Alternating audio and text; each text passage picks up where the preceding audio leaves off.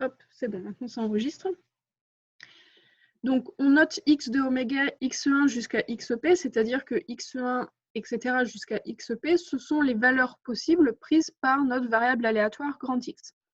Alors, l'espérance de x, c'est noté donc EX, et par définition, c'est le calcul de cette somme-là. Donc, c'est la somme de 1 à p, parce qu'il y a de 1 à p valeurs. XI, XK, c'est donc la valeur prise par la variable aléatoire, fois la probabilité qu'ils prennent cette valeur-là. Alors, si l'espérance égale 0, on dira que la variable aléatoire, elle est centrée. Alors, il faut faire attention, donc l'espérance et la moyenne, donc ce sont deux choses différentes. La moyenne, c'est quelque chose qu'on calcule quand l'expérience est vraiment réalisée. Donc, si par exemple, on reprend l'exemple, on lance un dé équilibré à 6 faces, si vous faites, je ne sais pas, vous lancez donc vous le lancez une fois, vous regardez le résultat de votre dé et vous notez les résultats, vous pouvez faire la moyenne des résultats que vous avez obtenus. Une moyenne, ça se calcule sur une vraie expérience, entre guillemets, ce que vous avez obtenu en réalisant l'expérience. Alors que l'espérance, c'est en fait la moyenne théorique, c'est la valeur idéale, ce serait la moyenne dans un monde parfait. Et donc, si on répète un très grand nombre de fois l'expérience, bah, la moyenne expérimentale, en fait, la moyenne, c'est ce que vous obtenez avec l'expérience. Donc, ce nombre moyenne que vous obtenez avec l'expérience devrait se rapprocher de plus en plus de la moyenne théorique qu'on appelle l'espérance. Donc, il faut vraiment faire attention de bien employer le bon vocabulaire en fonction de est-ce que vous êtes dans un cadre expérimental, dans ce cas-là, vous calculez une moyenne, ou est-ce que vous êtes dans un cadre théorique et dans ce cas-là, vous calculez une espérance. Alors, on va tout de suite faire quelques exemples.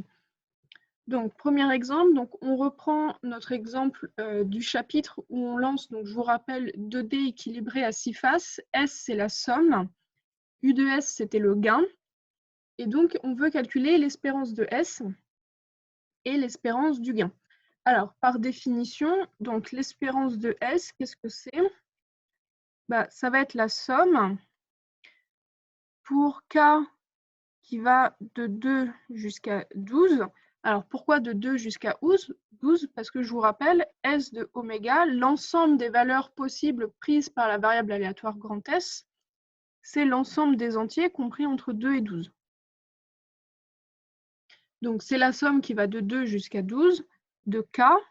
K, c'est les valeurs donc compris entre 2 et 12, fois la probabilité que S égale K. Les probabilités que S égale K, on les avait déterminées au tout début du chapitre quand on avait fait, elles sont là, quand on avait fait la loi de la variable aléatoire grand S. Donc, c'est les probabilités qu'on avait remplies dans le tableau. Donc là, bien évidemment, donc, je vous laisse écrire la somme que l'on obtient. Et après calcul, vous obtenez 7, si je n'ai pas fait d'erreur. Est-ce que ça va pour ce premier exemple?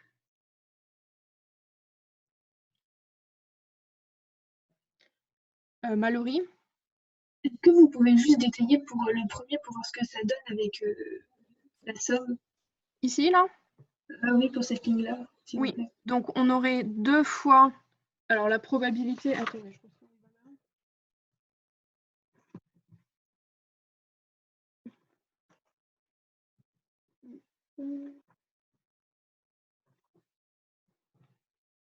Donc, la probabilité que la somme soit égale... La probabilité que la somme soit égale à 2, c'était 1 sur 36, fois 3 fois la probabilité que la somme soit égale à 3, c'est-à-dire c'était 2 sur 36, 36, pas 32,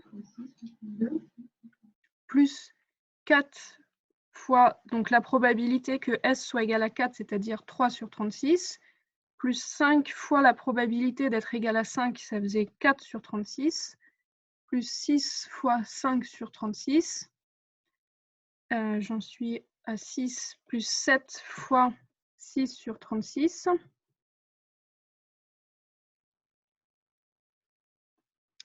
Ensuite, il y a 8 fois la probabilité d'être égal à 8. Donc, c'est 5 sur 36 plus 9 fois 4 sur 36, 10 fois 3 sur 36, plus 11 fois 2 sur 36, et enfin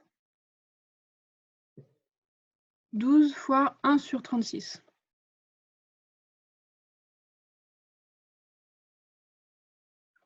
Et donc, vous faites le calcul, et donc on obtient, j'avais dit quoi, 7.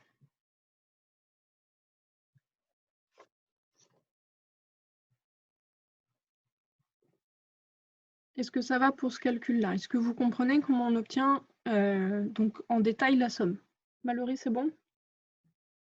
Merci. Donc maintenant, donc ça c'est donc l'espérance de la somme. Ça veut dire que la moyenne idéale, si on répétait un très grand nombre de fois l'expérience, donc si on faisait une expérience avec un très grand nombre de lancers, la somme des dés ferait en moyenne 7. Alors maintenant, donc, on peut faire la même chose avec U de S. Donc U de S prend comme valeur, donc je vous rappelle, elle prend comme valeur -1, 1 et 10. Donc ça, c'est la même phrase. U de S prend comme valeur -1, 1 et 10. C'est la même phrase que de dire, ça c'est équivalent à dire U de S de oméga, c'est l'ensemble, -1, 1, 10. Ça, c'est la phrase en français qui remplace l'image de oméga par cette variable aléatoire égale cet ensemble-là.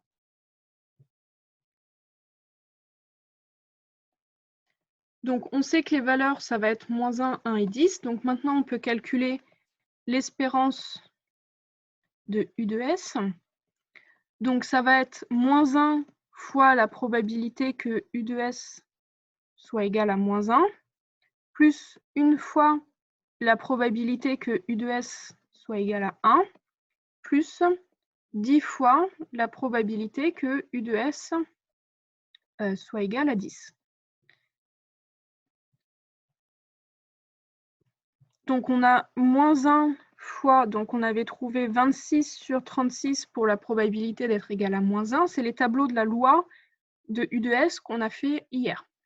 Plus une fois 9 sur 36. 9 sur 36, c'est la probabilité d'être égal à 1, plus 10 fois 1 sur 36. Et après calcul, vous trouvez -0,19.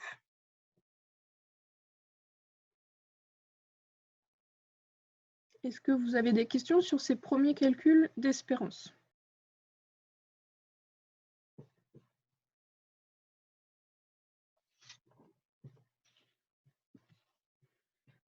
Alors, donc après la définition, quelques propriétés sur l'espérance. Donc, on pourra dire que l'espérance est linéaire, c'est-à-dire que l'espérance de lambda x plus mu y. Alors, comment on interprète -0,19? -0,19, ça veut donc dire que si on répète un très grand nombre de fois l'expérience, alors le gain du joueur en moyenne serait de -0,19 €, c'est-à-dire qu'il perd 19 centimes en moyenne. Donc le jeu n'est pas favorable aux joueurs. Vous n'avez pas intérêt à jouer à ce jeu en fait.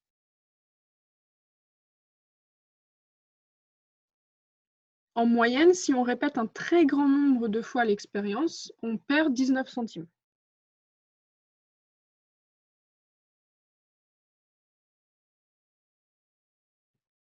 Il faut bien avoir en tête que l'espérance, c'est vraiment si l'expérience se répète un très grand nombre de fois. Ça ne veut pas dire que si vous jouez une fois, vous allez perdre 19 centimes. C'est vraiment sur un très grand nombre de fois de répétition de l'expérience.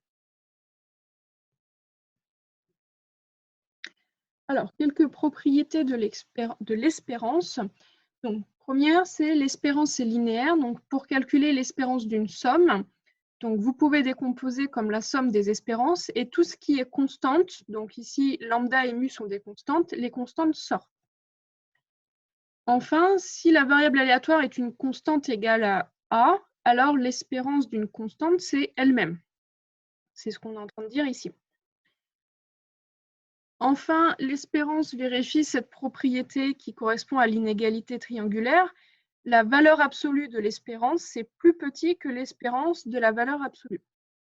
Si vous voulez faire rentrer les valeurs absolues dans une espérance, vous pouvez, mais alors ce n'est pas égal, c'est plus petit.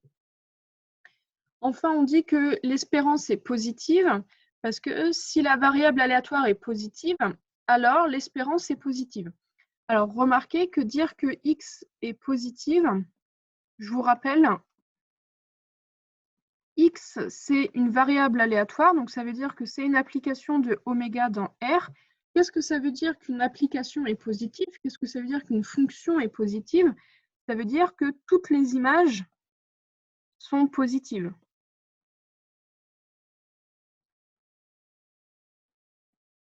Ça, c'est la traduction mathématique de la phrase « la variable aléatoire x est positive ».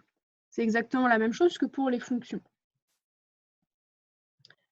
Enfin, dire que x est plus petit que y, ça impliquera que l'espérance de x est plus petit que l'espérance de y. Ça veut dire que l'espérance, c'est croissant. Ça conserve l'ordre dans les inégalités si vous passez à l'espérance. Alors, comme pour les fonctions, dire que la variable aléatoire x est plus petite que la variable aléatoire y, ça, ce sont deux applications. Dans votre tête, vous pouvez imaginer deux fonctions. Donc, dire que la fonction x est plus petite que la fonction y, ça veut dire que pour tout oméga appartenant à grand oméga, la valeur x de oméga sera plus petite que la valeur y de oméga. Ça, c'est la traduction mathématique de cette inégalité-là. Alors là, 1, la propriété est admise, on ne va pas le démontrer, on ne serait pas capable de le faire. Par contre, les propriétés 2 à 5, donc on va faire la démonstration et il faudra les connaître. Alors, comme la variable aléatoire x, c'est une variable aléatoire finie sur oméga, l'ensemble des valeurs possibles de x, on les note x1 jusqu'à xp. Alors, dire que la variable x, elle est constante égale à a, donc ça veut dire, c'est comme pour une fonction, dire qu'on est constante, ça veut dire que pour tout oméga, pour tout petit élément dans grand oméga, l'image est toujours égale à a. C'est une fonction constante. Donc, ça veut dire que maintenant, l'ensemble des valeurs possibles prises par la variable aléatoire grand X, c'est simplement la valeur A, donc c'est le singleton A. Alors maintenant, si on utilise la définition de l'espérance, c'est les valeurs possibles de la variable fois les probabilités. Donc ici, il n'y en a qu'une seule, qui correspond donc à A fois la probabilité d'être égale à A. Comme il n'y a qu'une seule valeur possible pour la variable aléatoire grand X, la probabilité que grand X soit égal à A est donc égale à 1. Et donc, ça nous donne bien A. Donc, on a bien montré que l'espérance de X est égale à la constante A.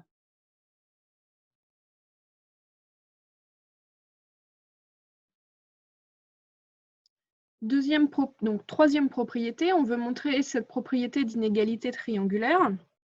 Donc, on va partir de la partie à gauche de l'inégalité. Donc, c'est la valeur absolue de l'espérance. Par définition, l'espérance, donc on remplace, c'est la somme des valeurs xk fois la probabilité que la variable soit égale à xk.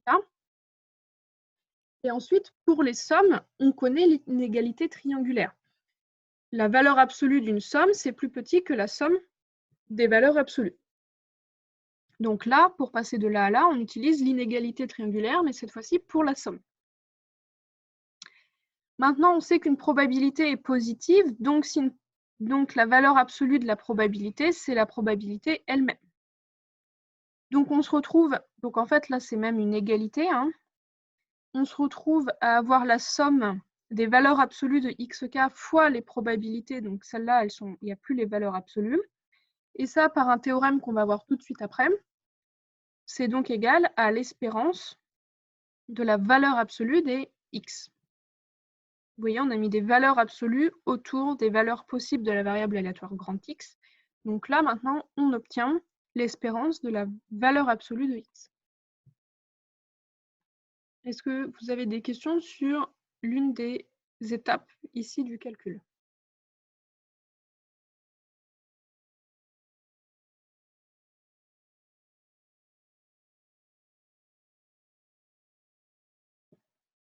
Alors, donc quatrième propriété, on va montrer que l'espérance est positive. Donc ça veut dire que si on prend une variable aléatoire x qui est positive, donc dire qu'elle est positive, c'est ce qu'on a écrit ici, le signe égal à la dernière ligne. Où ça? Ici? Madame, on dit que c'est la ligne d'avant qui est égale à ça, ou que la valeur absolue de l'espérance, c'est égal à l'espérance des valeurs absolues. C'est ça que je comprends pas. Bah, toute cette somme, c'est l'espérance de la valeur absolue de x. Ah d'accord, ok.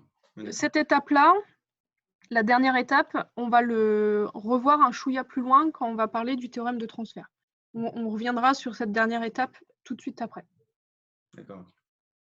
Donc l'espérance, donc la valeur absolue de l'espérance, vous voyez, là il y a une égalité, mais là c'est plus petit, là c'est égal, là c'est égal. Donc on a bien que la valeur absolue de l'espérance est bien plus petit que la dernière étape qui est l'espérance des valeurs absolues. Donc on a bien que l'espérance de x en valeur absolue, c'est plus petit que l'espérance de la valeur absolue de x. Est-ce que Mallory, tu es d'accord qu'on a bien montré ça? Oui, ok. Alors maintenant, la positivité de l'espérance, donc ça veut dire que maintenant on a une variable aléatoire x qui est positive. Donc on a dit, ça voulait dire pour tout petit oméga dans grand oméga, la valeur, l'image de ce petit oméga par la variable aléatoire x est positive. On sait que les images possibles, on les a appelées x1, etc. jusqu'à xp. Donc ça veut bien dire que toutes les valeurs possibles sont positives. Est-ce que vous êtes d'accord avec cette partie-là? C'est exactement ça qu'on a traduit pour l'ensemble des valeurs possibles de x. Donc, toutes les valeurs possibles prises par la variable aléatoire grand X sont positives. On sait qu'une probabilité, par définition, une probabilité, c'est compris entre 0 et 1, donc en particulier, c'est positif. Donc, si le xk, je le multiplie par la probabilité d'être égal à xk, ça reste positif. Donc, tous les termes dans la somme ici qui apparaissent, tous les termes dans la somme sont positifs, et vous faites une somme de p termes qui sont positifs, et donc vous obtenez bien un résultat qui est tout positif. Elisabeth? Je crois que j'ai compris, mais je suis pas sûre.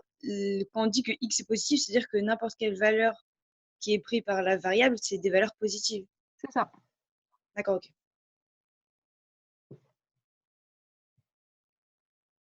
Comme pour une fonction. Quand tu dis une fonction, elle est positive, ça veut bien dire que toutes les valeurs possibles prises par la fonction sont positives. Bah, pour les variables aléatoires, c'est pareil, parce que les variables aléatoires, il faut bien avoir en tête que par définition, une variable aléatoire, c'est une application de oméga dans R. D'accord. Est-ce que ça va pour la partie positivité de l'espérance?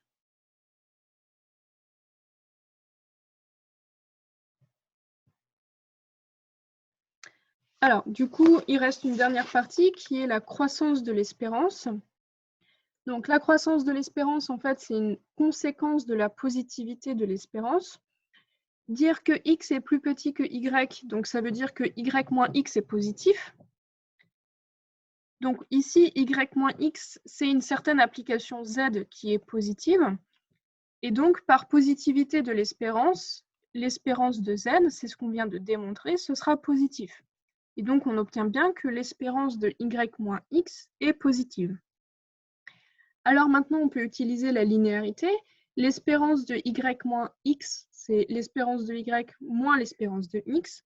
Et donc, en remplaçant ici dans la première inégalité obtenue, on a bien que l'espérance de y est supérieure à celle de x. Donc, en fait, pour la 5, il n'y a pas grand-chose à démontrer. Il faut juste se souvenir que la propriété 5 est une conséquence de la positivité. Est-ce que ça va pour les démonstrations des 4 points?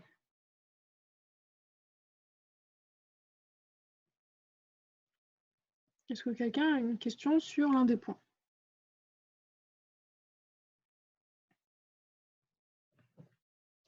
Alors, donc, explication pour ces différentes propriétés. Donc, on a x qui est une certaine variable aléatoire et on veut calculer l'espérance de x moins son espérance.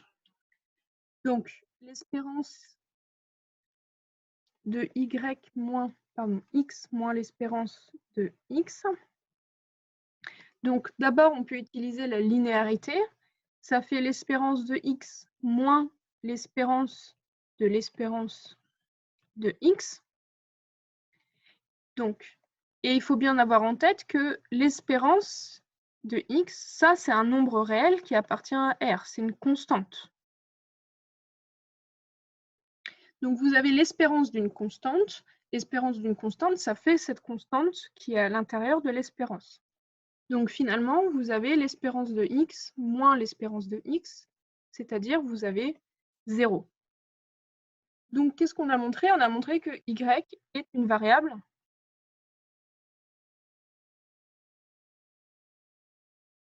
aléatoire centrée. Son espérance est nulle.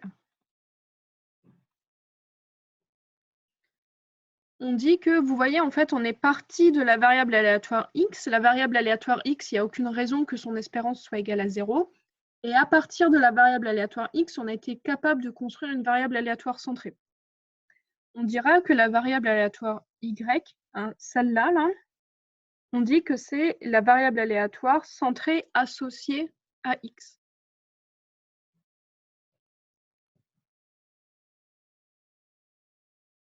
Est-ce qu'il y a des questions sur cet exemple?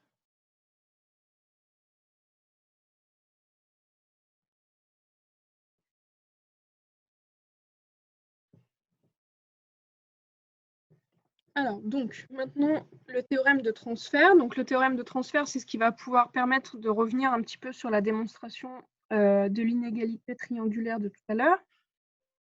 Donc, quand on a une variable aléatoire x, a priori, on sait la calculer, parce que quand on a une variable aléatoire x, on connaît sa loi. Et si on connaît sa loi, alors vous êtes capable de calculer son espérance. Remarquez que, comme dans la définition de l'espérance, donc ça, c'est la somme des xk fois la probabilité que x égale à xk. Vous voyez, vous avez besoin de connaître la loi de la variable aléatoire grand X pour calculer son espérance. Donc, une fois qu'on a une variable aléatoire x, si vous vous souvenez, on peut faire des compositions, on peut construire de nouvelles variables aléatoires u de x. Et donc, si on veut calculer l'espérance de cette variable aléatoire u de x, normalement, on aurait besoin de calculer la loi de cette variable, ce qui peut être compliqué, ce qui rajoute beaucoup de calculs. Alors, ce théorème de transfert permet d'éviter ce calcul de la loi de u de x, parce qu'on est capable de calculer l'espérance de u de x à partir de la loi de x, donc sans avoir besoin de la loi de u de x. Ce théorème de transfert nous dit que donc pour calculer l'espérance de u de x, c'est la somme des u de xk fois la probabilité que x égale à xk. Donc là, vous n'avez pas besoin de calculer la loi de u de x pour calculer son espérance, ce qui allège beaucoup les calculs. Donc, c'est ce que je vous raconte ici. Alors, premier exemple, donc voilà une variable aléatoire x qui prend la valeur 1 et moins 1, toutes les deux avec probabilité 1/2. Et donc, on pose y, la variable aléatoire 1 sur x. C'est-à-dire que par rapport à la définition, ça veut dire que u, c'est la fonction inverse. Donc, normalement, si on veut calculer l'espérance de u de x, il faudrait déterminer sa loi. Donc ici, on n'a pas besoin de le faire. On va utiliser le théorème de transfert. Alors, donc, d'après le théorème de transfert, donc l'espérance de 1 sur x, c'est donc les valeurs. Donc, vous voyez, c'est u de xk. Donc, ici, c'est la fonction inverse. Donc, ça va être 1 sur 1, parce que la première valeur possible, c'est 1, fois la probabilité que x égale à 1, plus 1 sur la deuxième valeur, moins 1, fois la probabilité que x égale moins 1. Est-ce que ça va pour les coefficients qui apparaissent ici dans la formule?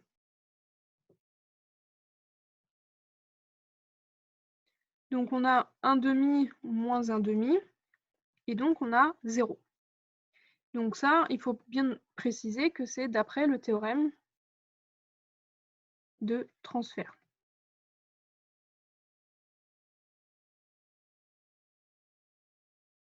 Alors, la différence avec... Donc, imaginons maintenant qu'on veuille calculer la loi de u de x, donc la loi de y, directement à partir de la définition. Faisons le calcul. Donc, méthode 2, on utilise la définition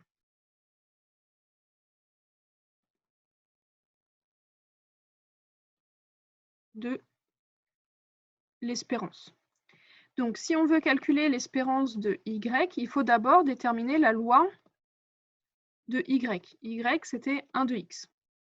Donc, d'abord, il faut déterminer l'univers image. Il faut déterminer l'ensemble des valeurs possibles prises par la variable aléatoire grand Y. Donc, grand Y prend des valeurs qui sont égales à moins 1 et 1. Et donc, ensuite, il faut calculer la probabilité que y égale moins 1. Et ensuite, il faut calculer la probabilité que y égale 1. Donc, la probabilité que y égale 1, c'est donc la probabilité que 1 sur x, je remplace par la définition de y, c'est 1 sur x égale moins 1. Et donc ça, c'est la probabilité que, je passe à l'inverse, c'est la probabilité que x égale moins 1. Et donc, on avait dit, ça, c'est 1/2 par définition de la variable aléatoire grand X. Maintenant, on fait la même chose avec l'autre valeur possible. Donc, c'est la probabilité que 1 sur x égale à 1. Donc, ça, c'est la probabilité que x égale à 1. Et donc, c'est aussi 1/2. Donc, maintenant, on peut utiliser la définition de l'espérance de y pour la calculer. Donc, maintenant, y prend deux valeurs possibles, 1 et moins 1. C'est celles qui apparaissent ici dans l'univers image. Donc, on a une fois la probabilité que y égale à 1, plus moins 1 fois la probabilité que y égale moins 1. Donc, on a 1/2 moins 1/2 qui fait heureusement le même résultat. Et vous voyez, ici, ça va, on n'a que deux valeurs. Là, on n'a que deux valeurs, on n'a que la valeur moins 1 et 1. Mais imaginez que la variable aléatoire grand Y soit beaucoup plus difficile. Il faudrait faire les calculs avec toutes les valeurs possibles. Et donc, si vous avez déjà raisonné et fait beaucoup de calculs pour déterminer la loi de x, normalement, la loi de x, on la connaît par les questions précédentes d'un exercice. Vous n'avez pas envie de refaire tous les calculs pour déterminer la loi de y. On a envie d'exploiter les résultats des questions précédentes. Et donc, c'est pour ça que utiliser le théorème de transfert est plus efficace parce qu'on utilise la loi de x au lieu de d'abord calculer la loi de y puis son espérance. Est-ce que vous voyez la différence entre utiliser le théorème de transfert et utiliser la définition de l'espérance?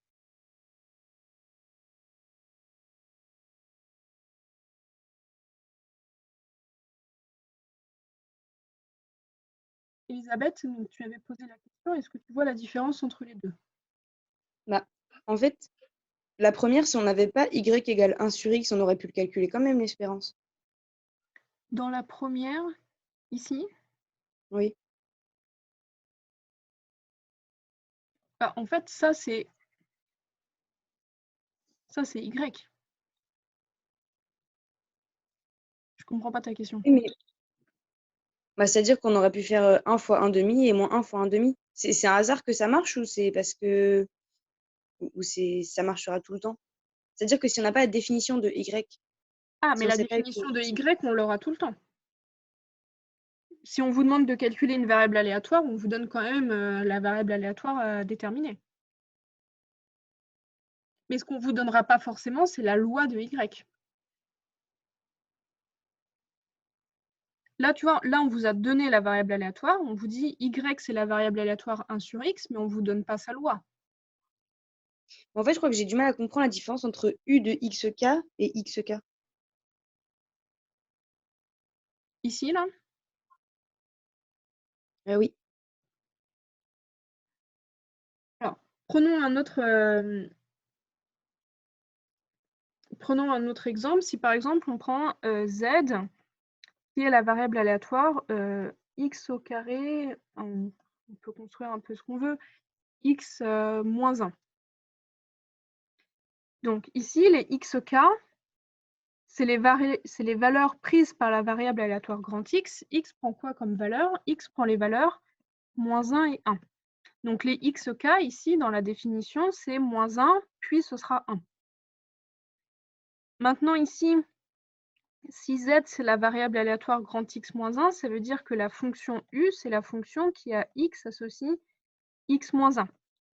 Donc U de XK, bah, si on fait U de moins 1, qu'est-ce que ça va faire? Ça va nous faire moins 2. Et si je fais U de 1, bah, ça va nous faire 0.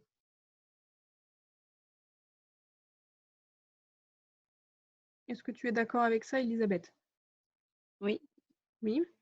Bah là, c'est exactement pareil, mais simplement ici, la variable aléatoire, pardon, U, c'est la fonction inverse. Donc, quand on fait U de 1, bah, ça reste égal à 1, et quand on fait U de moins 1, ça reste égal à moins 1. Alors ici, c'est un hasard que les valeurs restent identiques. D'accord. Ok, c'est bon, j'ai compris. Mais si par exemple, on prend la fonction, si par exemple, c'est magique quand même, on a un tableau infini. Si par exemple, on prend U, la fonction carré, bah, donc ça veut dire qu'on pose la variable aléatoire Z, c'est X au carré.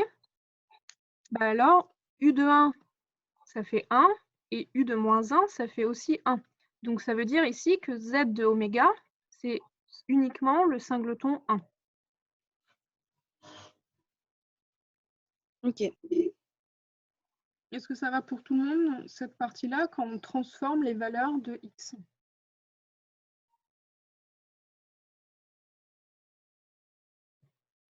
Donc avec le théorème de transfert, il faut connaître la variable aléatoire Y, mais par contre, vous n'avez pas besoin de connaître sa loi. Et c'est ça qui est très, très fort avec ce théorème de transfert. Vous avez simplement besoin de connaître la loi de la variable aléatoire initiale, X, que vous êtes en train de transformer.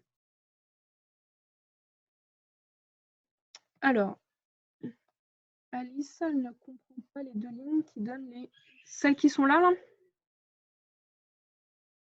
Donc, Y égale moins 1. Donc, Y, c'est la variable aléatoire 1 sur X. Donc, je remplace Y par 1 sur X. Donc, 1 sur X égale moins 1. Bah, pour que 1 sur X soit égal à moins 1, c'est que X doit être égal à 1.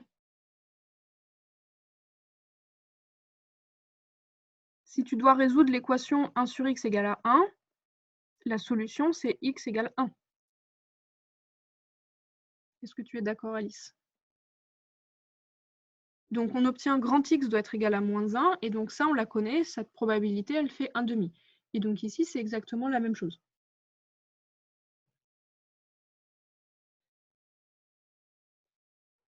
Alors, Agathe, je ne comprends pas très bien ta question.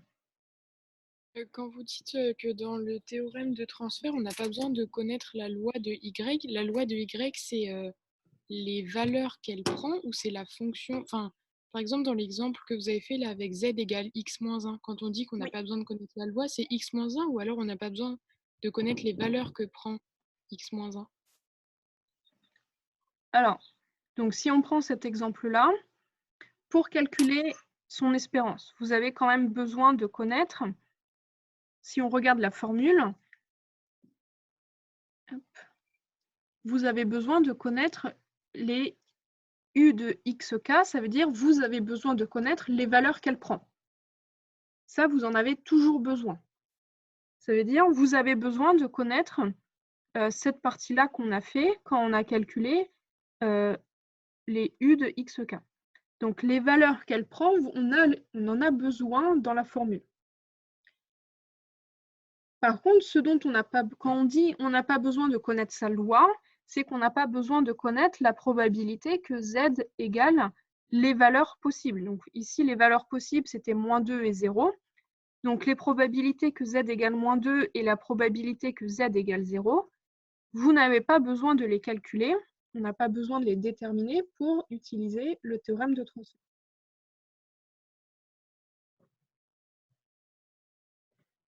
Est-ce qu'il y a d'autres questions sur ce théorème de transfert?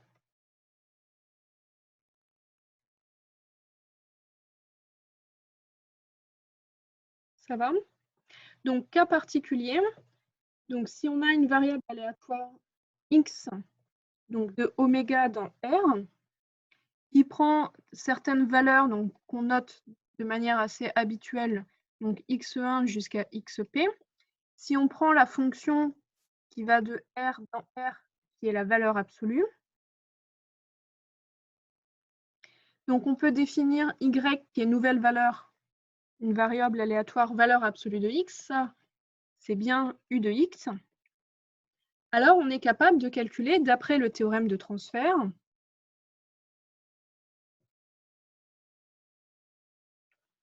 on est capable de calculer l'espérance de y. Et alors, d'après le théorème de transfert, ça va être la somme de k qui est égal à 1 jusqu'à p des u de xk fois la probabilité que x égale xk. J'ai tout simplement remplacé, j'ai juste écrit ici la définition du théorème de transfert, la formule du théorème de transfert. L'application U, c'est l'application valeur absolue, et donc on obtient la somme de k égale 1 jusqu'à p de valeur absolue de xk fois la probabilité que x égale xk. Et donc cette partie-là, si vous voyez bien, donc là on vient démontrer que ça c'est l'espérance de la valeur absolue de x en utilisant le théorème de transfert, et c'est exactement le terme qui apparaît dans la démonstration de l'inégalité triangulaire de l'espérance. Le terme qui est ici. C'est le théorème de transfert qu'on utilise avec l'application valeur absolue, comme ce qu'on a expliqué là. Est-ce que ça va? Donc, on pourrait par exemple faire un autre exemple. Si on prend U, donc toujours avec x1, xp, si on prend U, l'application qui va de R dans R, qui a x associe x au carré, alors l'espérance de x au carré, ça c'est donc l'espérance de U de x, d'après le théorème de transfert.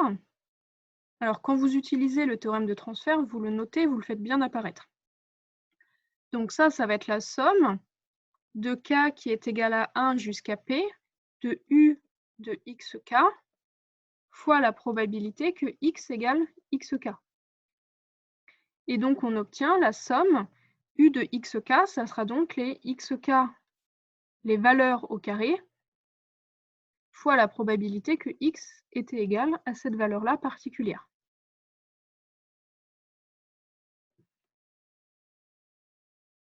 Donc ça, je l'écris parce qu'on va s'en servir quand on va calculer les variances. On aura besoin de calculer les espérances de x au carré. Mais il faudra bien se souvenir que c'est un cas particulier du théorème de transfert pour la fonction carré. Est-ce que ça va pour ce théorème de transfert?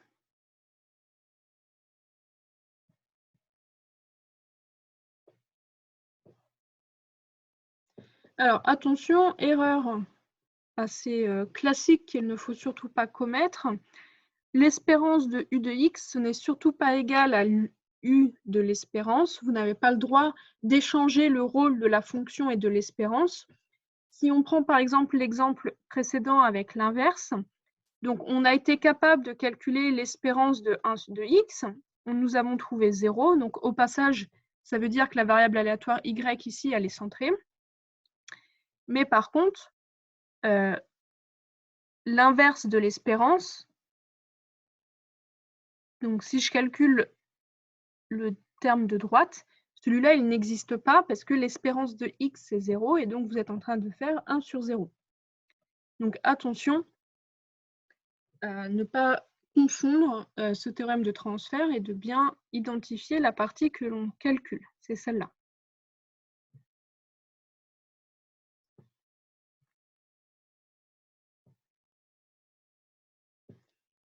Est-ce que ça va sur le théorème de transfert?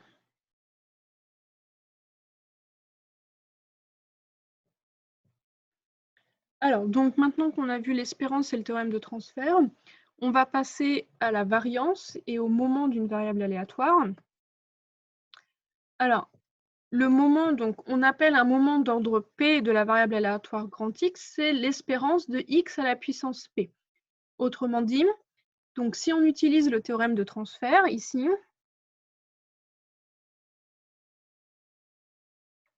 donc ça veut dire qu'on l'utilise avec la fonction U qui donne X puissance P. Alors l'espérance de XP, ça va donc être la somme de K égale 1 jusqu'à, alors P ce ne sera pas forcément, donc X de oméga, on va le noter X1, donc je vais le noter jusqu'à Xn, parce que sinon il va y avoir 2 fois la lettre P. Donc dxk à la puissance P, fois la probabilité que X égale Xk. Donc là, on a tout simplement utilisé le théorème de transfert avec la fonction puissance P. Donc remarquez que si on prend P égale à 1, on retrouve tout simplement la définition de l'espérance. Et si on prend P égale à 2, c'est le calcul qu'on a fait ici. Donc ça, c'est la formule pour le moment d'ordre 2 de la variable aléatoire grand X. Alors, la variance d'une variable aléatoire, c'est l'espérance de X moins son espérance, le tout au carré. Alors vous devez normalement remarquer, ça vous fait penser normalement à ce qu'on avait défini comme la variance pour une série statistique. On avait dit que c'était la moyenne de X. C'est exactement la même formule, mais en remplaçant les espérances par des moyennes.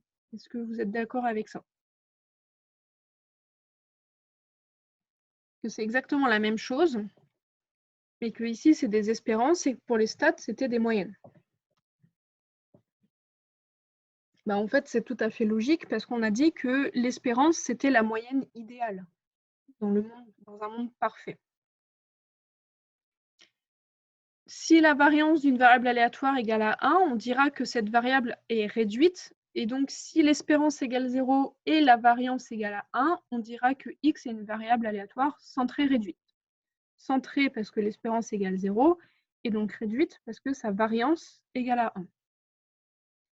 Et donc, enfin, comme pour les séries statistiques, l'écart type d'une variable aléatoire, ce sera la racine carrée de la variance. Alors, remarquez que, je ne l'ai pas noté, la variable aléatoire x moins l'espérance de x, le tout au carré, donc c'est celle qui est là dans l'espérance pour la définition de la variance. Qu'est-ce que vous pouvez me dire de cette variable aléatoire y?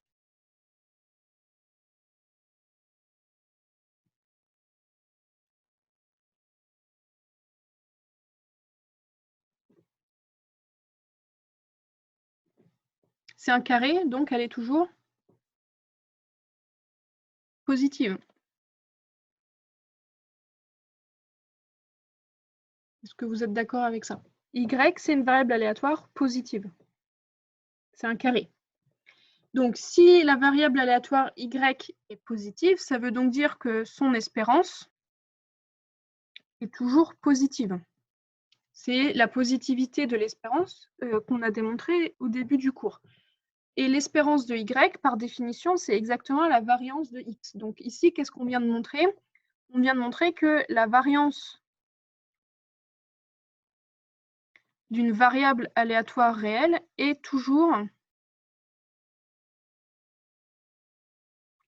positive.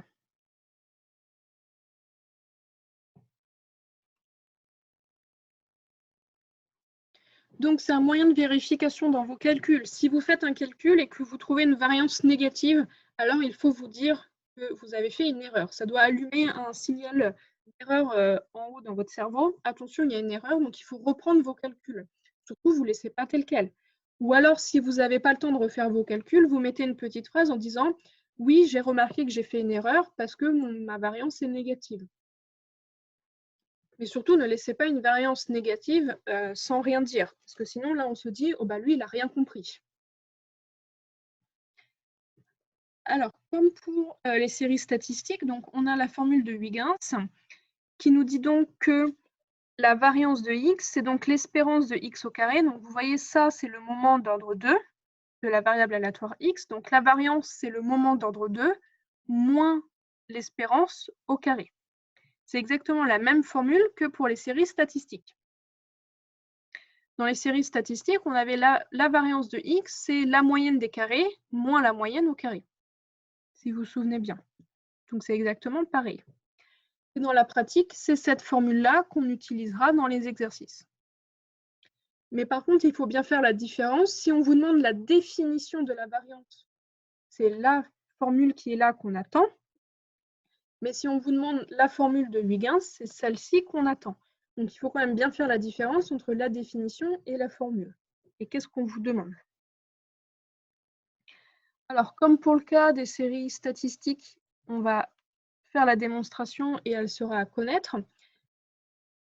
Mais vous allez voir, c'est exactement la même chose, le même principe que la démonstration pour les séries statistiques. Donc, si vous vous souvenez de votre démonstration, vous allez pouvoir l'apprendre sans que ça vous demande beaucoup d'efforts.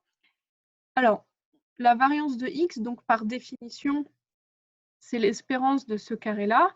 Donc, comme pour les séries statistiques, on va développer le carré qui apparaît à l'intérieur de l'espérance. Donc, on a x au carré moins 2 fois x fois son espérance, plus l'espérance de x au carré. On voit maintenant apparaître une somme de 3 termes. Donc, on peut utiliser la linéarité de l'espérance. Donc, c'est l'espérance de x carré moins le 2 ici, le 2 fois espérance de x. Ça, ce sont des constantes. Et donc, on peut les faire sortir de l'espérance. Donc, ça va faire 2 fois l'espérance de x. Ça, c'est la partie bleue constante que j'ai fait sortir, fois donc l'espérance de la partie ici, donc l'espérance de x, plus l'espérance de x au carré, ça, c'est encore une constante. L'espérance, il faut bien avoir en tête, une espérance, c'est une constante. Et donc, l'espérance d'une constante, c'est la constante elle-même. Donc, il nous reste l'espérance de x, le tout au carré. Donc maintenant, si vous regardez bien, on a notre espérance de x au carré. Ici, on va avoir 2 fois l'espérance au carré, plus l'espérance au carré, donc il nous en reste une seule. Et donc, ça démontre cette formule de Huygens. Elisabeth? Vous avez dit que 2 fois l'espérance de x, c'est une constante, mais Oui. du coup, on la multiplie quand même par l'espérance. Oui. Et l'espérance de x au carré, c'est une constante, mais on la multiplie pas par l'espérance, pardon. Non, parce que en fait, on utilise, donc pour la partie en bleu, on n'utilise que l'espérance de a de x. En fait, la différence, c'est que la partie en bleu, il y a la variable aléatoire x, mais là, il n'y a plus de variable aléatoire. Donc, une constante fois une variable aléatoire, si on prend l'espérance, ça va faire a fois l'espérance. C'est ce qu'on utilise pour la partie en bleu. Et pour la partie en vert, c'est l'espérance d'une constante. Ça fait la constante. Et x, c'est pas une constante? Non, là, il y a x, il est là.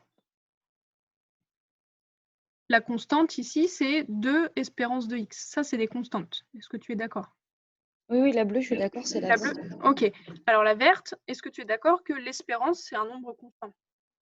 Oui. Donc, on a un nombre constant au carré, ça reste un nombre constant. Oui. Mais il n'y a pas de fois x là, il n'y a plus de x.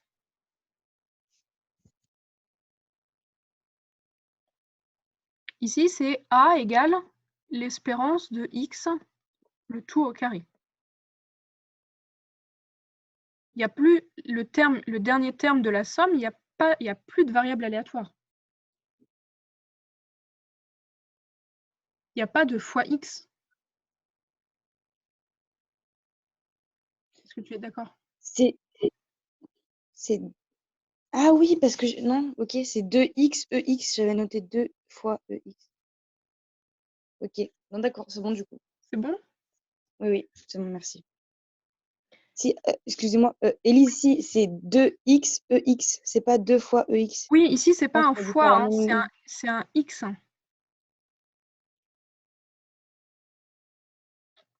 C'est des x, ça. Hein.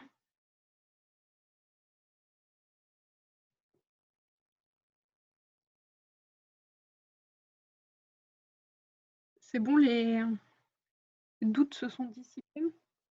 Mallory? Je comprends pas le passage de la deuxième à la troisième ligne. De là à là, alors, du coup, l'espérance de x au carré, bah, lui, il ne bouge pas. Donc, le terme du milieu, ici, on a 2 espérances de x fois l'espérance de x. Donc ça fait 2 espérances de x au carré. Est-ce que tu es d'accord? Oui. Avec le moins qui est devant. Et puis, il y a plus espérance de x au carré. Bah, moins 2, donc c'est exactement le même terme, espérance de x au carré. Donc, il y en a moins 2 plus 1, il en reste moins 1. Ok. Est-ce qu'il y a d'autres questions?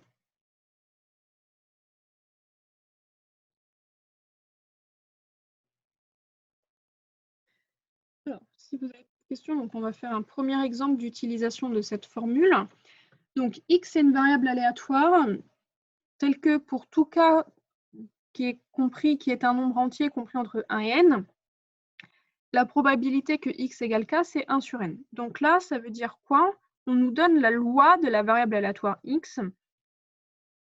On sait que x de oméga, donc ici, x de oméga, l'ensemble des valeurs possibles prises par cette variable aléatoire, ce sont les entiers compris entre 1 et n. Et on nous donne la probabilité d'être égal à chaque valeur de cet ensemble. Alors, on veut calculer la variance de x, donc on va utiliser notre formule de Huygens. Donc, pour utiliser la formule de Huygens, il faut calculer l'espérance de x et il faut calculer le moment d'ordre 2, c'est-à-dire l'espérance de x au carré. Alors, commençons par l'espérance de x. Donc, par définition de l'espérance, ça va être la somme de k qui est égale à 1 jusqu'à n.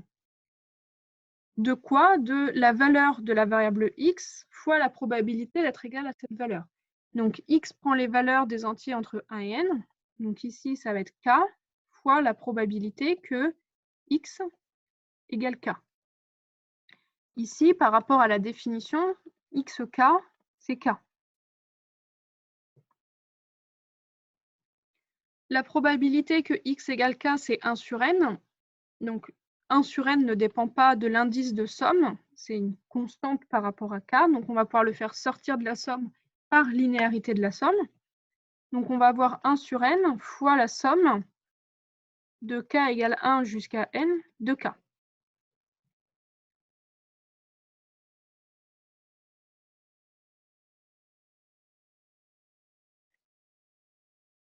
Donc ça, pour répondre à la question d'Elisabeth, ça c'est 1, 2, etc. jusqu'à n. Dans la définition, dans les notations qu'on a prises dans le cours, les ensembles possibles prises par la variable aléatoire grand X sont les notés x1, x2, etc. Donc ici, il y en a n, xn. Bah, tu vois, x1 c'est 1, x2 c'est 2, xn c'est n.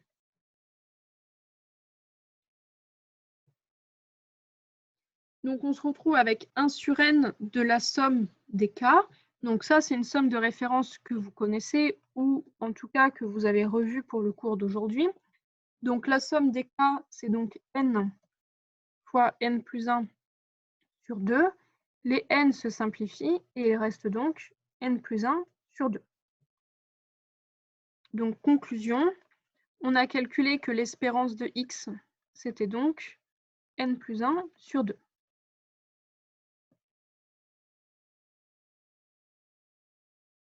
Est-ce que ça va pour ce calcul de l'espérance?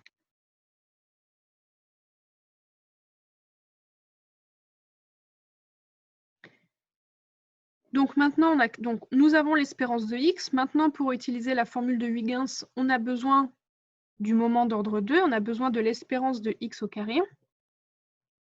Donc, on va calculer l'espérance de x au carré. Donc, pour faire ça, on va utiliser le théorème de transfert.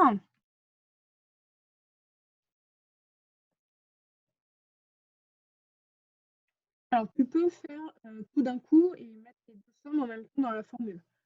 Mais c'est plus clair, c'est peut-être plus simple de faire les deux sommes séparément et après de remplacer dans la formule, comme tu veux.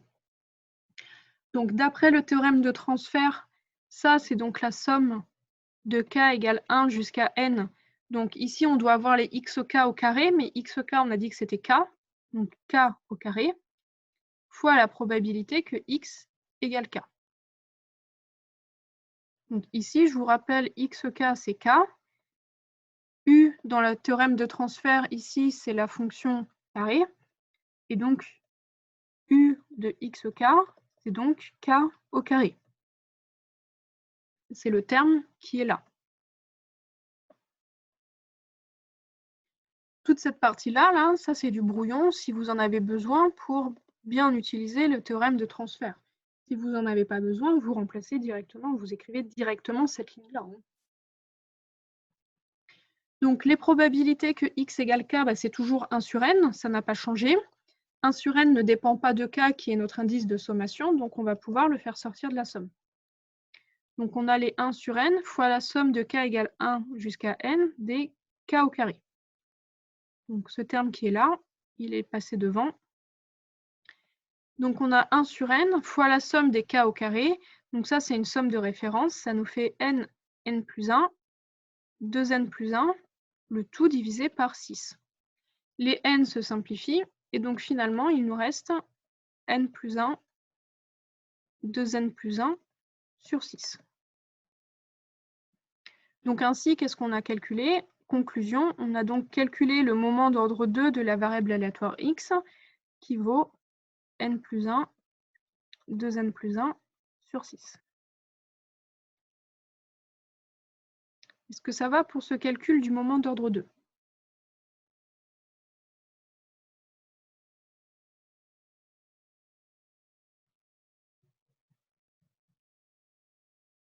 Donc maintenant, on a tous les ingrédients pour utiliser notre formule de Huygens. Donc, formule de Huygens. Alors, il n'y a pas de H, hein, Benjamin, Huygens. Donc, nous dit que la variance de x, donc vous écrivez la formule et après, vous remplacez par les calculs, par les résultats que vous avez obtenus. Donc, l'espérance de x2, donc le moment d'ordre 2, on l'a obtenu ici. Donc, c'est n plus 1, 2n plus 1, le tout divisé par 6. L'espérance de x, c'était n plus 1 sur 2. On met le tout au carré.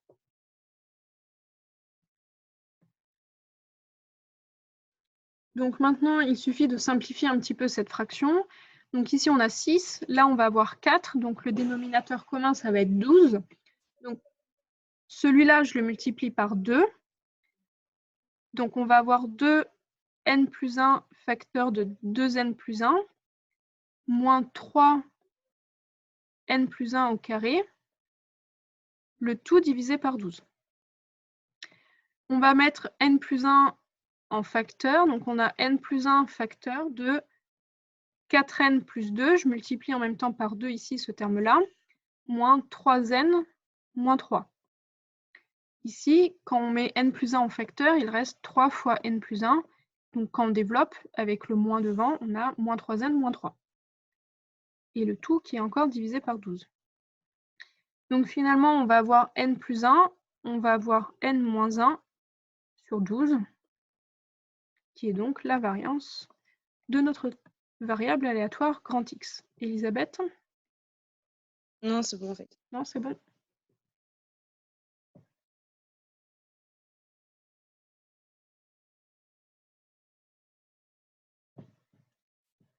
Donc voilà la variance de notre variable aléatoire grand X. Donc ça que vous pouvez aussi écrire n carré moins 1 sur 12 si vous utilisez la troisième identité remarquable. Remarquez qu'on a bien une variance positive, le dénominateur est positif, et comme n est plus grand que 1, alors ce terme-là, il est bien positif. Donc notre résultat n'est pas incohérent avec la définition de la variance.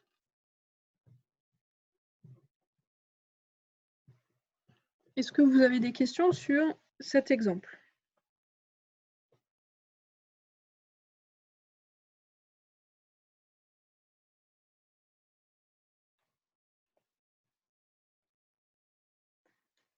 Alors, donc si vous n'avez pas de questions, alors c'est pas là. Alors, quelques propriétés de calcul de la variance. Donc attention, la variance n'est pas linéaire. C'est la propriété en fait qui est là. Donc la variance n'est pas linéaire, contrairement à l'espérance.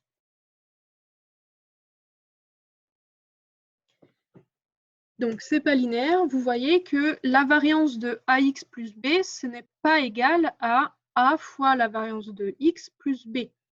C'est a au carré fois la variance. Donc démonstration.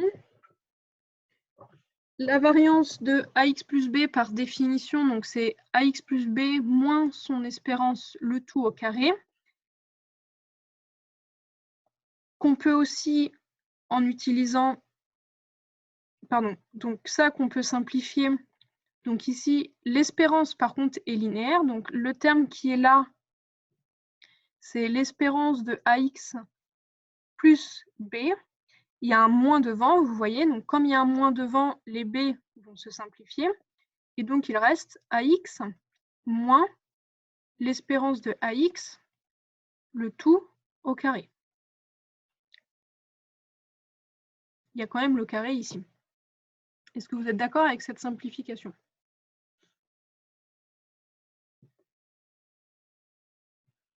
Donc maintenant, il y a un a qui est en facteur des deux termes.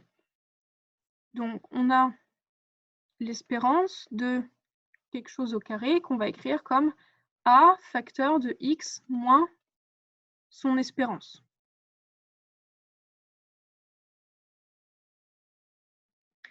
Donc maintenant, on va faire sortir a. A, donc il est au carré. Donc ça va faire espérance de a au carré facteur de x moins l'espérance de x au carré. Maintenant, a au carré, c'est une constante. L'espérance, elle, est linéaire. Donc l'espérance de a au carré fois quelque chose, ça va être a au carré fois l'espérance de x moins l'espérance de x au carré. Le carré, il est sur le tout. Le carré, il est sur la parenthèse verte.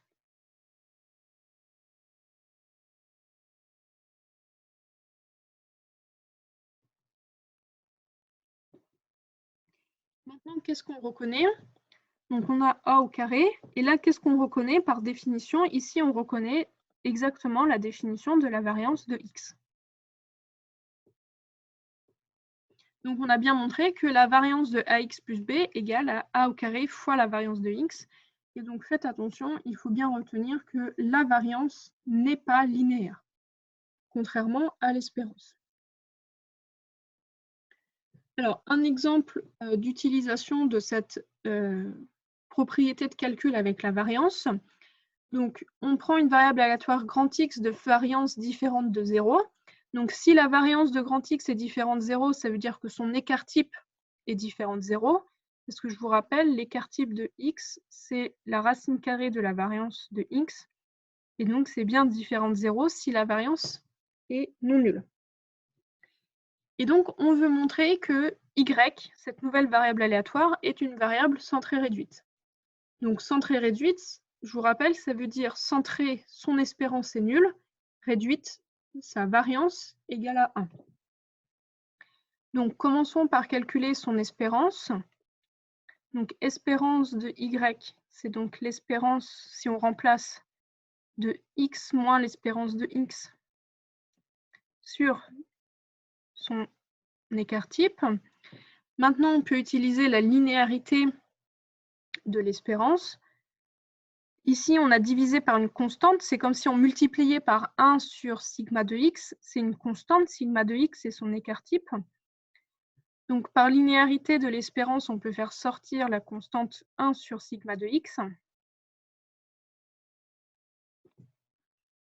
Et maintenant, on réutilise maintenant la linéarité de l'espérance pour calculer l'espérance de cette différence.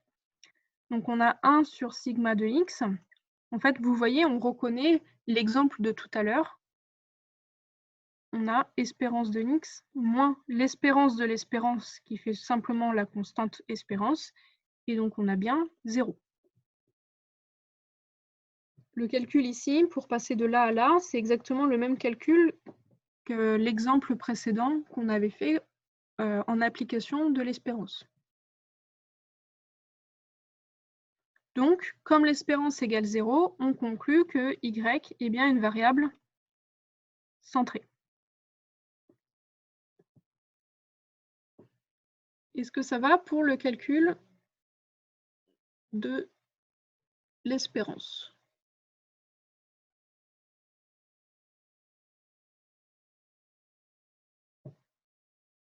Donc maintenant, il faut calculer la variance pour montrer que cette variance est égale à 1 et donc que c'est une variable réduite.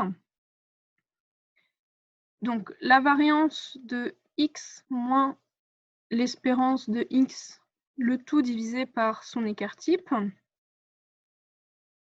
Alors, vous voyez que ça, on peut le réécrire pour faire apparaître vraiment la formule précédemment qu'on a démontrée. C'est 1 sur sigma de x fois x moins espérance de x sur sigma de x. J'ai transformé ce quotient en différence de deux quotients. Donc, vous voyez, on peut utiliser la formule du dessus avec A et B. Donc, d'après les propriétés de calcul de la variance, on obtient A au carré, c'est-à-dire 1 sur sigma de x au carré, fois la variance de x. Et le plus B, il disparaît en faisant le calcul de la variance. Donc finalement, on a variance de x sur sigma x au carré, ça nous redonne la variance de x, et donc ce qui fait bien 1. Donc finalement, on peut conclure que la variable aléatoire y est réduite.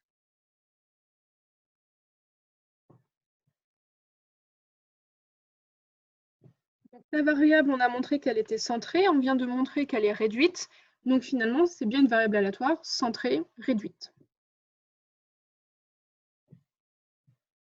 Donc, qu'est-ce qu'il faut retenir? En fait, il faut retenir que si vous avez une variable aléatoire x, si vous voulez obtenir une variable centrée,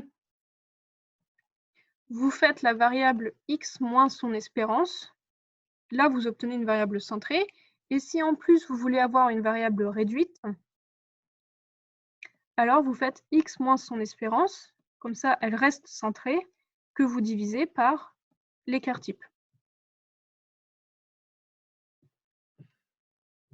Donc ça, c'est des choses qui peuvent être intéressantes de se souvenir, parce que avoir des variables centrées et des variables réduites, ça peut être utile après pour certains raisonnements mathématiques quand on fait des stats, des intervalles de confiance, etc. Est-ce que ça va sur cet exemple-là de calcul de variance?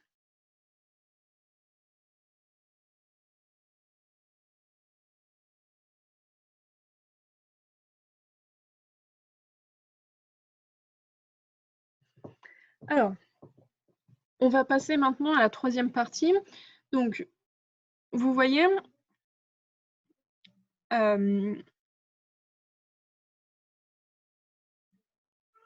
pardon. on peut appliquer ces calculs à n'importe quel problème. Oui, en fait, ici, peu importe, on n'a fait aucune hypothèse sur la variable grand X. Pour n'importe quelle variable grand X, celle-là est centrée et celle-là est réduite.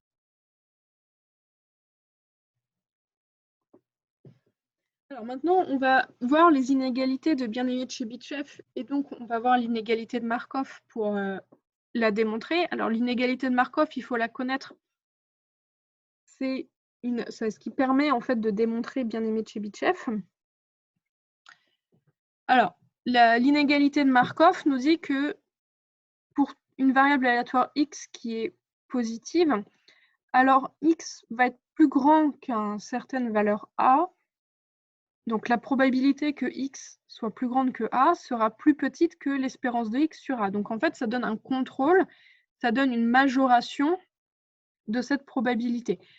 Parce que vous savez qu'une probabilité, c'est toujours positif, donc on sait que c'est minoré par 0. Pardon, là c'est plus grand que a. Et donc maintenant, on sait que c'est plus petit que l'espérance de x sur a. Donc si ce nombre est plus petit que 1, on obtient un encadrement plus précis pour cette probabilité-là. Après, si on ne comprend pas vraiment l'interprétation de cette inégalité, ce n'est pas très grave, ce n'est pas ça qui nous intéresse. Nous, ce qui nous intéresse, c'est comment obtenir l'inégalité de bien-aimé de Chebyshev à partir de l'inégalité de Markov. Alors, l'inégalité de bien-aimé de Chebyshev, elle nous dit que, je vais encore zoomer un petit peu, si on prend une variable aléatoire x quelconque, alors la probabilité que x s'écarte de son espérance, vous voyez ici, c'est une valeur absolue, donc c'est vraiment la probabilité que x s'écarte de son espérance,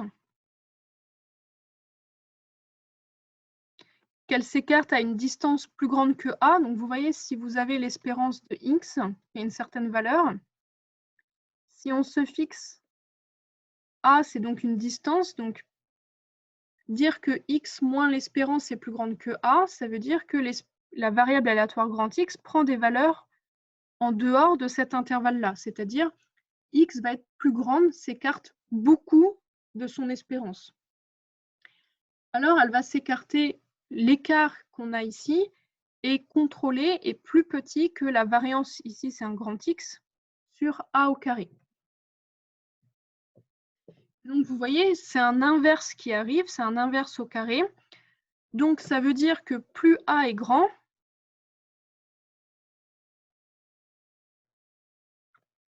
plus cette proba sera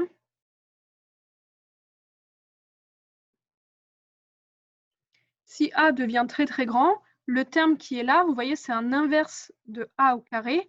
Donc plus a est grand, vous savez que l'inverse ça tend vers 0 quand a tend vers plus l'infini. Quand a tend vers, oui, vers plus l'infini. Donc le terme qui est là va tendre vers 0. Donc plus a sera grand, donc ça veut dire plus vous prenez un intervalle grand autour de l'espérance. Donc imaginons ici que a soit très très très grand. Alors la probabilité que x soit en dehors de cet intervalle-là sera très très très petite, parce que ce terme-là sera petit. Donc la proba sera très proche de 0. Parce qu'une proba, ici, on sait que c'est toujours positif. Est-ce que vous comprenez l'interprétation, par contre, de cette inégalité de bien-aimé de Chebyshev? C'est en fait ces variances de grand X.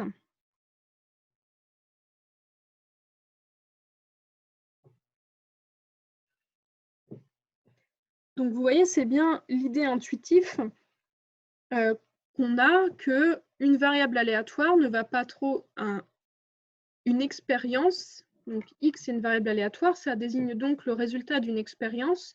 Normalement, le résultat d'une expérience ne s'écarte pas trop, si tout va bien, ne doit pas trop s'écarter de son espérance. Son espérance, c'est la moyenne théorique.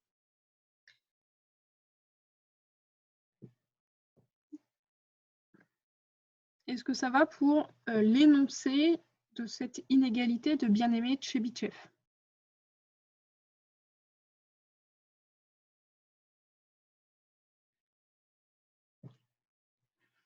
Donc, faites bien attention. Fixez-vous une certaine orthographe pour Tchebychev et il faut vous entraîner à l'écrire correctement. Je sais, c'est un peu plus difficile, c'est du russe, mais il faut être capable d'écrire correctement les noms des mathématiciens qui ont donné leur nom au théorème qu'on utilise. Alors, donc, cette inégalité de bien-aimé Tchebychev, c'est en fait une application, c'est une conséquence de l'inégalité de Markov précédemment, qu'on va utiliser avec une certaine variable aléatoire y qui est positive. Donc, je vous rappelle, l'inégalité de Markov, elle nous dit que si y est une variable aléatoire positive, alors pour tout a, alors on ne va pas l'appeler a, on va lui donner un autre nom pour Markov, pour tout epsilon qui est positif, alors la probabilité que y soit plus petit ou y que epsilon sera plus petit que l'espérance de y sur a. Donc ça, c'est Markov. C'est l'inégalité de Markov. Donc on va utiliser l'inégalité de Markov pour démontrer bien-aimé Tchebychev, et donc il faut construire une variable aléatoire y positive. Ici, vous voyez, x n'est pas positif. Alors, avec quelle variable aléatoire on va travailler? On veut également du a au carré. Ici, on avait juste du epsilon. Donc déjà, il faut remarquer que dire que la valeur absolue de x moins son espérance est plus grande que a, c'est exactement la même chose que le carré est plus grand que a au carré. Est-ce que vous êtes d'accord? Que ça, c'est exactement pareil. Donc, pour aller de gauche à droite, on passe au carré.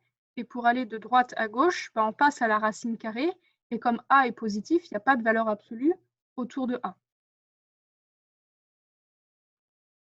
L'inégalité de Markov, ce n'est pas très grave si vous ne savez pas la démontrer. Par contre, ce qui est important, ce qu'on va demander... Ah oui, je ne l'ai pas dit. L'inégalité, par contre, de bien-aimé Tchebychev, ça, par contre, il faudra la connaître. Et si vous l'apprenez maintenant, vous verrez que l'année prochaine, quand M. Pigné vous dira « Apprenez l'inégalité de bien-aimé Tchebychev », ce sera déjà fait, parce que vous l'aurez appris cette année sérieusement. Et donc, l'année prochaine, ça vous demandera moins de travail. Donc, cet événement-là, que x moins son espérance en valeur absolue est plus grande que a, c'est exactement le même événement que celui-là. Donc, si c'est exactement les mêmes événements, les probabilités sont égales. Donc maintenant, ici, on voit apparaître une variable aléatoire y qui est positive, qu'on va donc noter, qu'on note y. Donc, cette variable aléatoire, elle est positive, et on est capable de calculer son espérance. L'espérance de y, c'est égal à... On retrouve exactement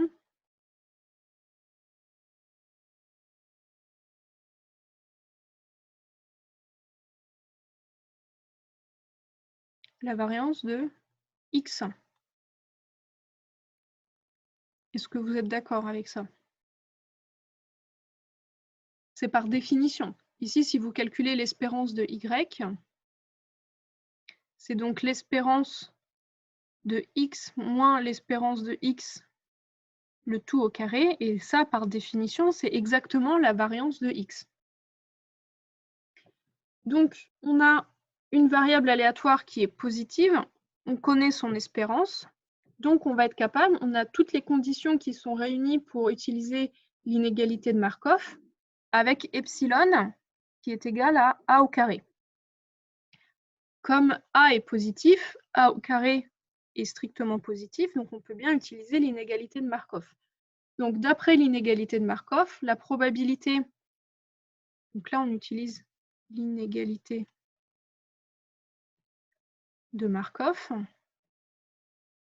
Donc la probabilité ici d'être plus grand que a, ça va être plus petit que l'espérance de y sur epsilon, c'est-à-dire a au carré. Et donc on a calculé l'espérance de y. L'espérance de y, ça c'est exactement égal à la variance de x sur a au carré. Et donc on obtient bien y, c'était l'espérance de x moins, x moins son espérance, le tout au carré. Donc en fait, on a obtenu, si on remplace x moins son espérance le tout au carré supérieur ou égal à a carré, qui est plus petit que la variance de x divisé par a au carré. Et cette probabilité ici avec les carrés, on a dit au tout début de la démonstration, on a dit que c'était égal à la probabilité qui nous intéresse dans l'inégalité de bien-aimé de Chebyshev.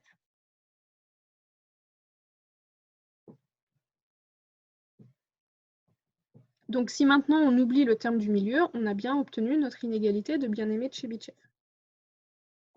Est-ce que vous avez des questions?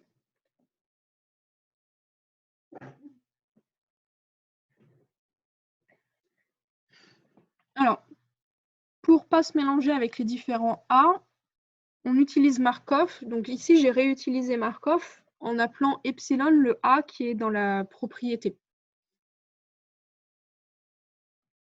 Donc l'inégalité de Markov, si on la réécrit avec epsilon, on obtient ça. Et donc ici, on utilise l'inégalité de Markov avec epsilon égale A au carré.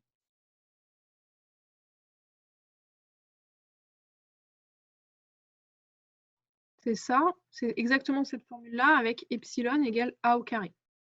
C'est une variable aléatoire grand Y qui est plus grande qu'un nombre strictement positif. Ici, c'est A au carré, celui qui est là. Est-ce qu'il y a d'autres questions?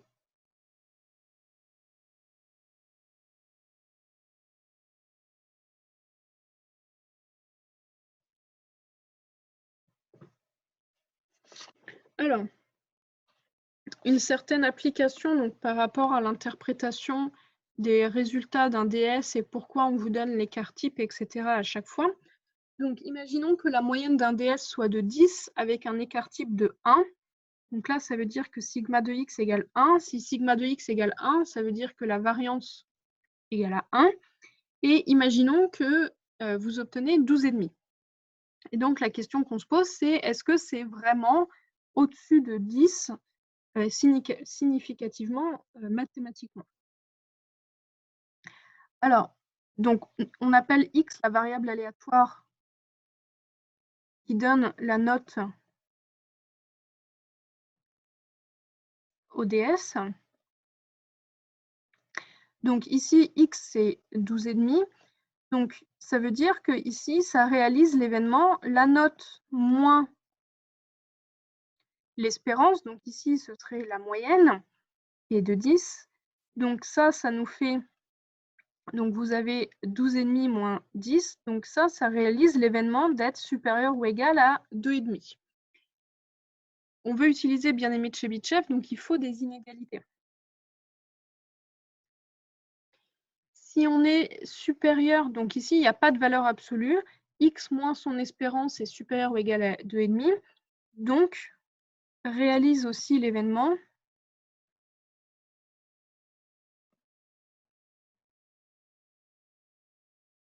si on rajoute les valeurs absolues.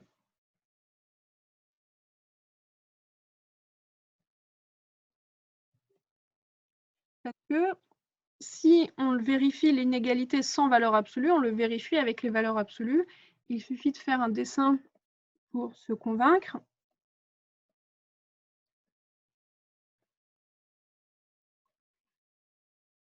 Dire que x moins l'espérance est plus petit que 2,5, donc vous avez l'espérance de x, vous avez un écart de 2,5. Donc dire qu'on est supérieur, ça veut dire qu'on est dans la partie ici. Alors, ça implique bien d'être en valeur absolue plus grande que 2,5, parce que si on rajoute les valeurs absolues, c'est d'être là ou d'être là. Donc, si on est dans la partie en bleu, on est bien dans la partie en vert, parce que c'est un ou. Est-ce que vous êtes d'accord?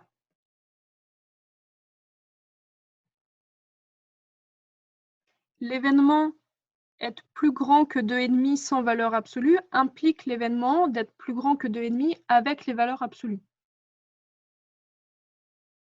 Est-ce que tout le monde est d'accord avec ça?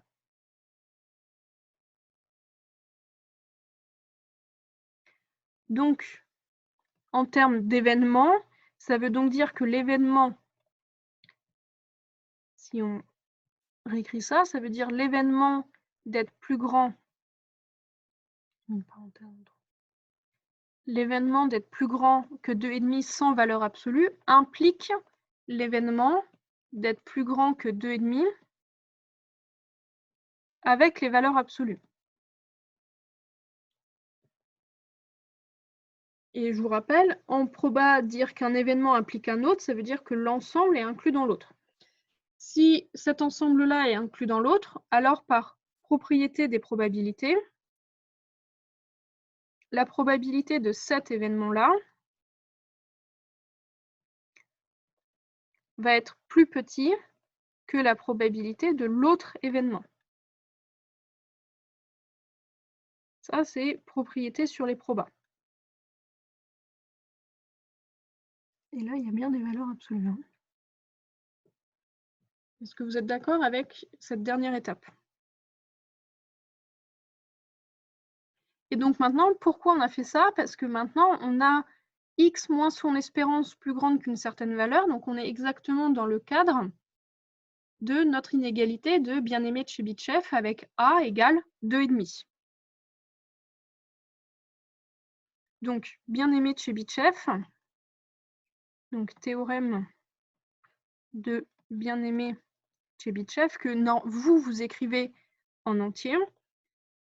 Donc, on obtient que ça, c'est plus petit que la variance de x sur a au carré. Ici, c'est 2,5. Variance de x, on a dit que c'était 1 sur 2,5 au carré. Et donc ça, si vous faites le calcul, ça fait 0,16, c'est-à-dire 16%.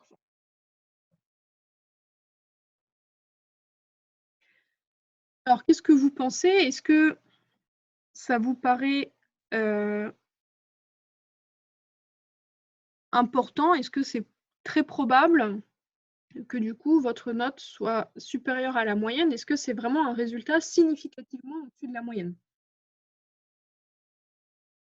Donc oui, effectivement, l'événement d'avoir une note supérieure à la moyenne plus grande que 2,5 se réalise avec une probabilité plus petite que 16%, donc ça semble être quand même un événement assez rare.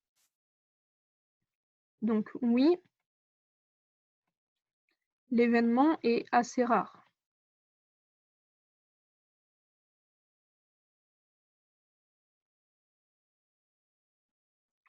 On a une proba. Alors attention, la proba n'est pas égale à 16%, elle est plus petite.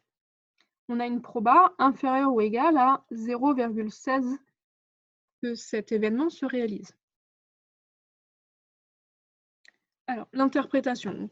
Ici, qu'est-ce qu'on a obtenu? Si on résume, on a obtenu que la probabilité que la note s'écarte, que la différence entre la note et la moyenne, que cette note soit plus grande que 2,5, on a démontré que ça, c'était plus petit que 0,16. Donc, ça veut dire que la probabilité qu'une note ODS soit écartée de la moyenne qui était de 10, que cet écart soit plus grand que 2,5 points, est plus petite que 0,16. Donc, ça veut dire quand même que cet événement-là, avoir une note plus grande que la moyenne à 2,5 points d'écart, se réalise quand même très peu souvent. La probabilité que ça se réalise est plus petite que 16%. C'est quand même assez rare, si vous êtes d'accord. C'est même plus petit qu'un quart. Est-ce que tout le monde est d'accord avec l'interprétation que c'est quand même un événement assez rare? Donc, obtenir une note de 12,5, c'est quand même une note très significativement au-dessus de la moyenne.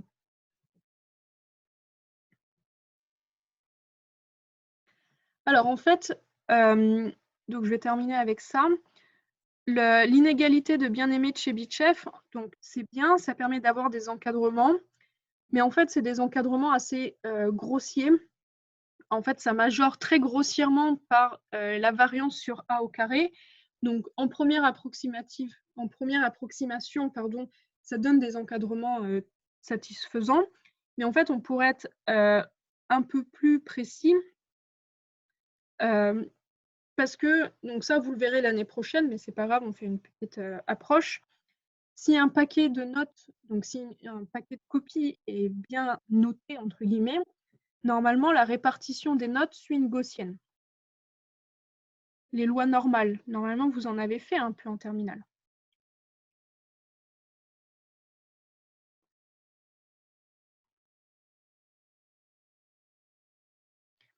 Donc normalement, si tout va bien, la répartition des notes suit une gaussienne. Donc là, on sort du cadre parce que suivre une loi gaussienne, ça, c'est les lois continues. Donc ça, c'est ce que vous ferez l'année prochaine. Et donc, si tout va bien, que le prof a bien noté, donc ça suit une loi gaussienne. Et donc, ça veut dire que 95% des notes sont dans l'intervalle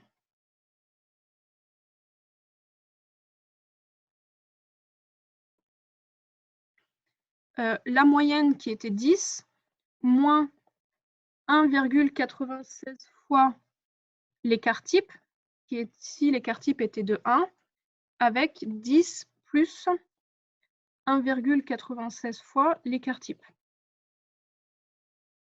Donc ici, l'écart type était de 1.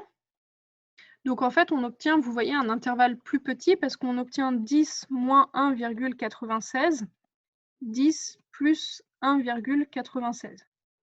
Donc on obtient quelque chose de beaucoup plus précis. Ici, ça fait donc 11,96 avec une probabilité de 95% donc d'être dans cet intervalle-là, qui est quand même beaucoup plus précis que l'intervalle qu'on avait ici, qui était un écart de 2,5.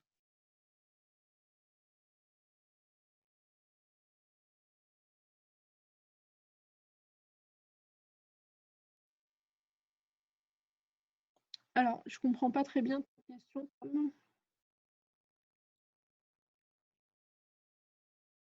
Alors, On nous l'avait dit ça. Mais est-ce que ça peut nous être demandé de le remarquer par nous-mêmes? de quoi? Que par exemple, x moins son espérance, c'est supérieur à 2,5, d'établir comme ça des inégalités pour après appliquer le théorème. On vous guidera, hein. On vous guidera un petit peu. D'accord.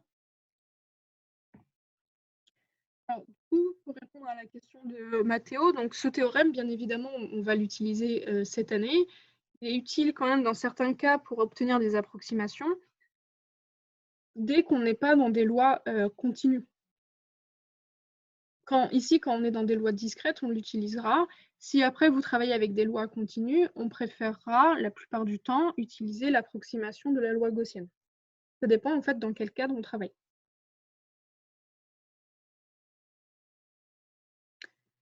Ok. Et bien du coup, c'était tout pour cette partie-là de l'espérance et la variance avec les inégalités de Markov et de Bien-Aimé-Tchebychev. Donc pour ce chapitre de proba, on va s'arrêter là. Toute la partie des lois usuelles, on les fera un peu plus tard pour couper le chapitre en deux. Est-ce que vous avez des questions?